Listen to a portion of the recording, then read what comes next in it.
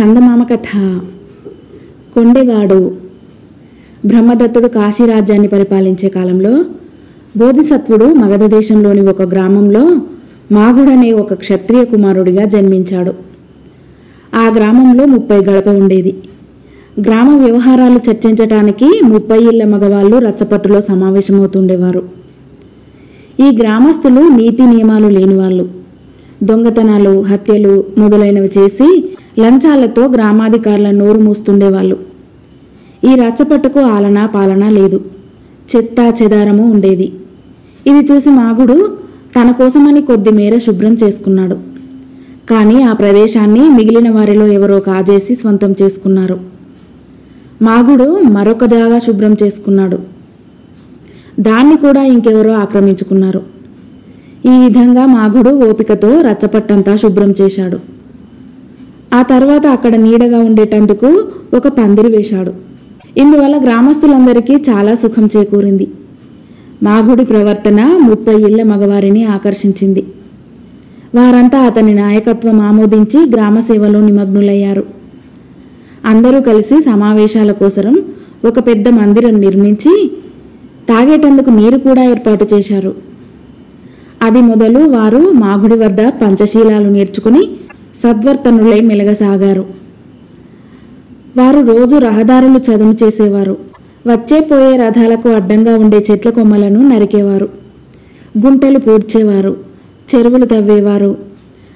తేమ ప్రదేశాల మధ్యగా నడిచేటందుకు ఎత్తైన కట్టలు వేసేవారు. వారికి మాగుడు మార్గదర్శి, నాయకుడు అయ్యాడు. ఆ ఊరికి ఒక గ్రామాధికారి ఉన్నాడు.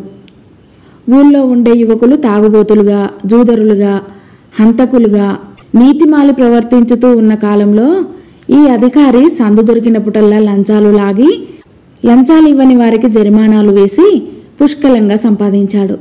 కానీ ఊరి కుర్రవాళ్లకు మాగుడు నాయకుడై వారు సన్మార్గం అవలంబించిన నాటి నుంచి గ్రామాధికారి సంపాదన సన్నగిల్లింది. అందుచేత ఆ అధికారి రాజు వద్దకు వెళ్ళి, మహారాజా, మా గ్రామంలో అరాజకం బలిసిపోయింది. మాగుడనేవాడి ప్రభావం చేత ఊళ్ళో ఉన్న యువకులందరూ అస్తమానము కర్రలు, గండ్రగొడ్డళ్ళు, పలుగులు పట్టుకు తిరుగుతున్నారు. ఏ రహదారి మీద చూసినా వీళ్ళే. వీళ్ళ మూలంగా ప్రజలకు చెప్పరాని ఉపద్రవం వచ్చి పడింది. ఏలిన వారికి విన్నవించటం నా విధి, పైన తమ చిత్తం అని ఫిర్యాదు చేశాడు. విషయం ఏమిటో తెలుసుకొని అధికారి చెప్పినది నిజమైతే గ్రామస్తులందరినీ బంధించి తెమ్మని రాజు గ్రామాధికారి వెంట తగినంత మంది సైనిక భటులను పంపాడు.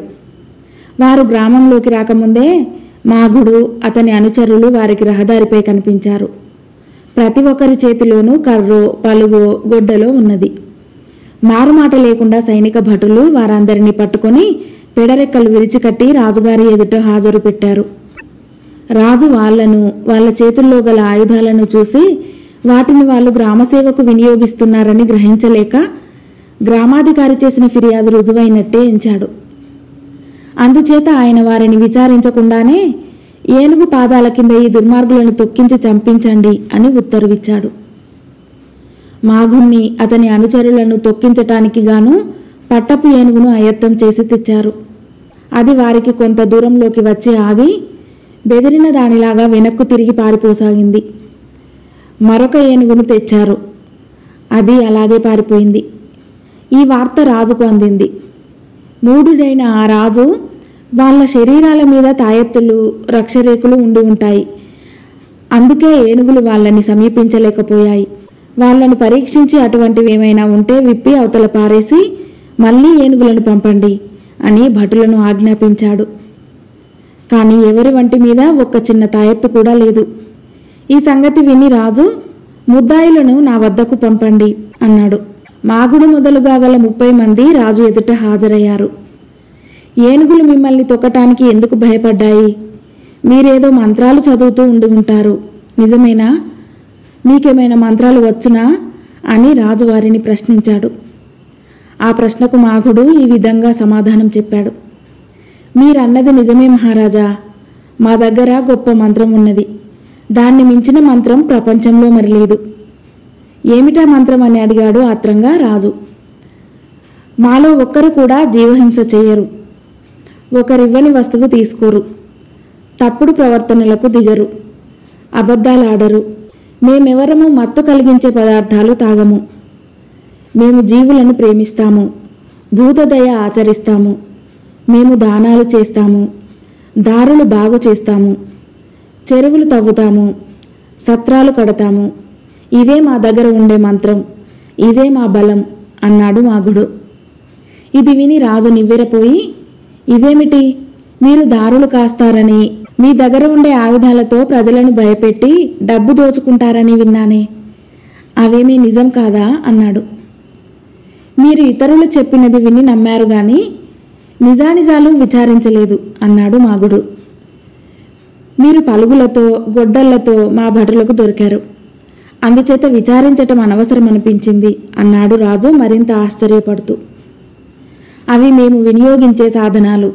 రహదారుల పక్కన ఉండే చెట్ల కొమ్మలు దారికి అడ్డంగా ఉంటే గొడ్డళ్లతో నరుకుతాం. చెరువులు తవ్వటానికి, దారులు వేయటానికి, సత్రాలు కట్టటానికి అవసరమైన పరికరాలు మా వెంట ఎప్పుడూ ఉంటాయి అన్నాడు మాగుడు. ఇంత అయ్యాక రాజు వారిని గురించి సరి అయిన విచారణ జరిపి నిజం తెలుసుకున్నాడు. గ్రామాధికారి చేసిన ఆరోపణ అబద్ధమని రుజువైంది. ఆ అధికారి ఎన్నో ఏళ్లుగా లంచాలు పట్టి సంపాదించిన సొత్తునంతటినీ రాజు ఈ యువకుల పరం చేస్తూ, ఇక నుంచి మీ గ్రామాన్ని మీరే ఏలుకోండి, నేను వేరే అధికారిని నియమించను అన్నాడు. వారిని తొక్కించటానికి తెప్పించిన పట్టపు ఏనుగును కూడా ఆయన గ్రామస్తులకు కానుకగా ఇచ్చి పంపేశాడు. కథ సమాప్తం.